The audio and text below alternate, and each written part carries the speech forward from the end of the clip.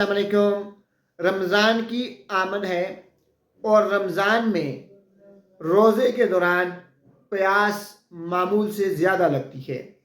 अगर आप चाहते हैं कि रोज़ों में आपको प्यास कम से कम लगे, अगर आप चाहते हैं कि रोज़ों में आप पुरसुकून रहें, आपका जिस्म हाइड्रेट रहे, तो फिर आज हम आपको एक ऐसी सब्ज़ी बताते हैं कि अगर आप सेहरी और अफ्तारी में उसका इस्तेमाल करते हैं तो आपका जिस्म हाइड्रेट रहेगा, आपके जिस्म में पानी पूरा रहेगा और आपको प्यास कम से कम लगेगी।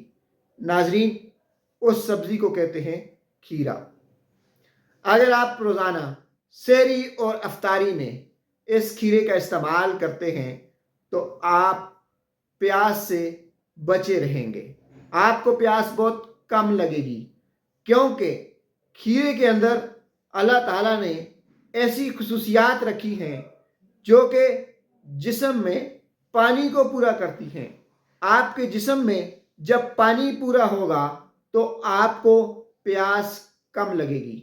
रोज़ाना सुबह सेहरी में 1 से 2 खीरे खाएं, अफ्तारी में 1 से 2 खीरे खाएं। बतौर सलाद आप खीरे का इस्तेमाल कर सकते हैं, सलाद के बगैर भी आप इसे खा सकते हैं। नाजरीन, खीरा खाएं और रमज़ान अल मुबारक में प्यास से अपने आप को बचाएं।